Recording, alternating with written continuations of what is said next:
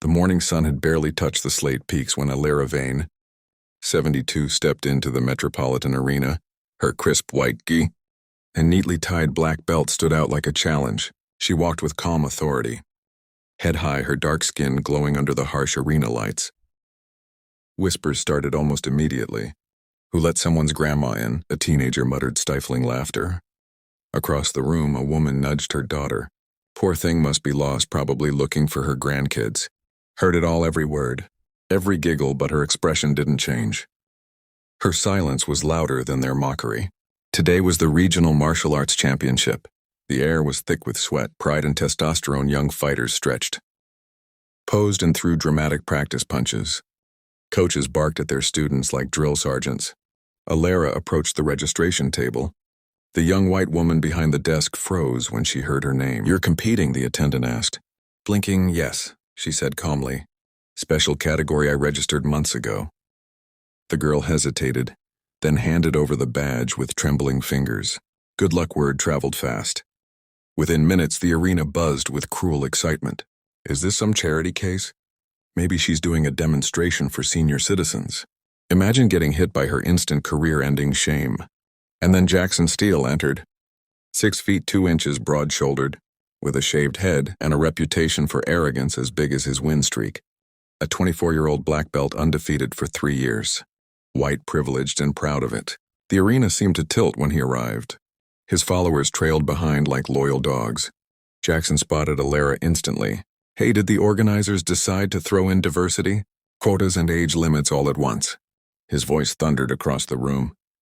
The crowd burst out laughing. Jackson wasn't done, phone in hand. He started live streaming.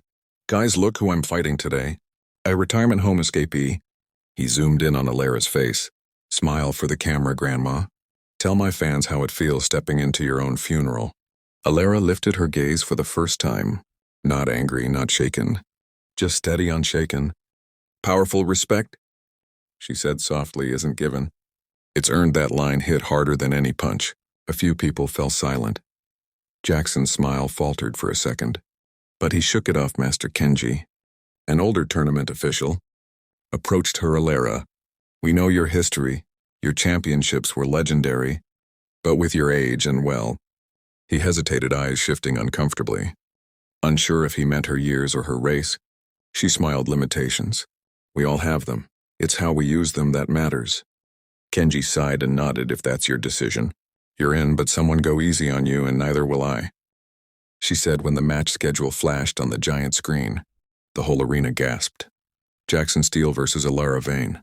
Jackson stood up dramatically, cracking his knuckles. "Oh, this is gonna be fun." The crowd roared with laughter.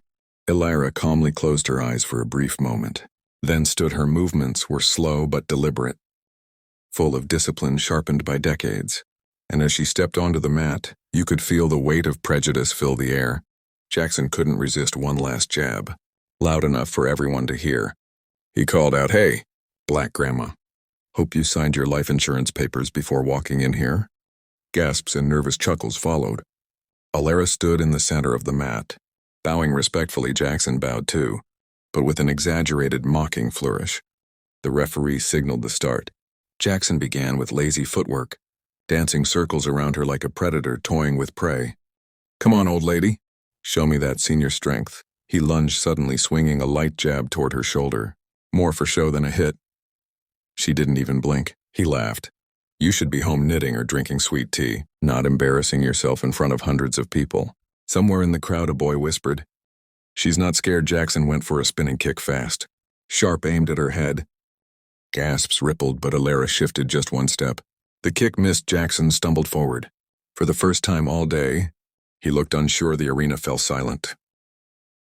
And just as Jackson turned, preparing another arrogant charge, Alara finally moved. "Aren't you going to react? Just going to stand there?"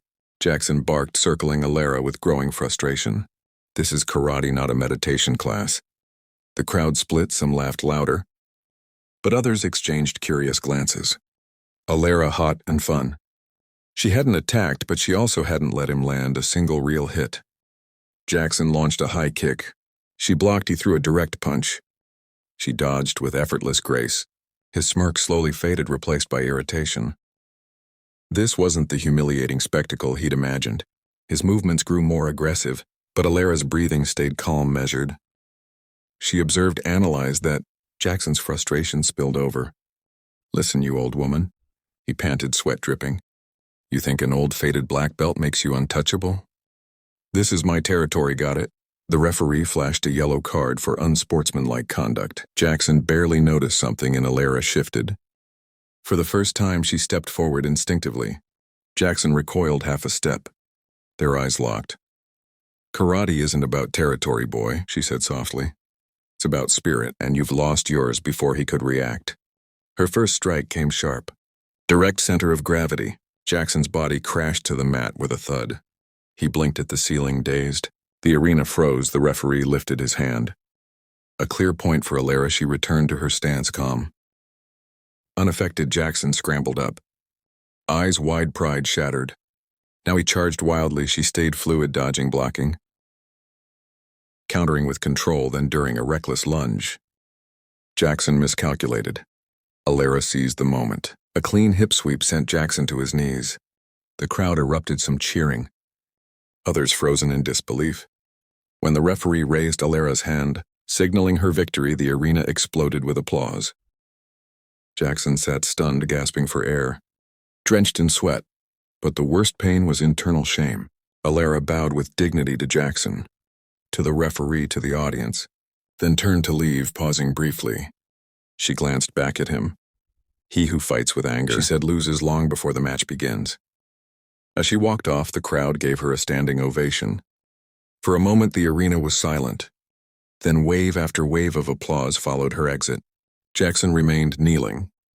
Staring at the floor, his friends, once loud and rowdy, stood awkwardly. Exchanging glances, no one spoke. Some drifted away, unwilling to face him. Master Kinji approached, offering Jackson a hand. He refused, standing on his own, still trembling outside. Alara passed by young students. One little girl with a yellow belt tugged at her sleeve. "Ma'am, I want to fight like you one day." Alara smiled gently. "Then fight with heart and honor those who teach you." Parents who had mocked her earlier now applauded.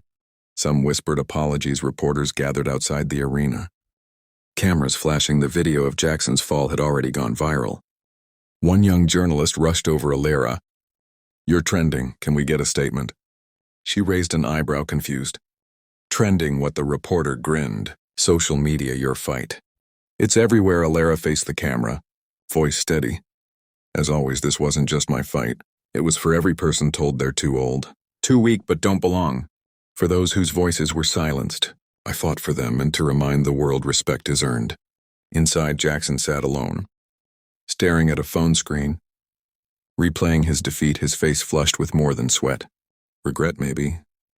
Master Kenji approached, placing a hand on his shoulder. "Jackson, today wasn't your loss. It was your lesson. Be grateful you learned it while you're still young." Jackson didn't speak, but for the first time in a long time. He listened. The award ceremony began. To everyone's surprise, Alara stepped onto the podium holding her medal high. Not out of pride, but quiet affirmation. Next to her, too much, younger girls stood wiping tears from their eyes. "Thank you, Alara." One whispered, "We'll never forget this." The arena filled with applause again, and somewhere deep inside Jackson something shifted.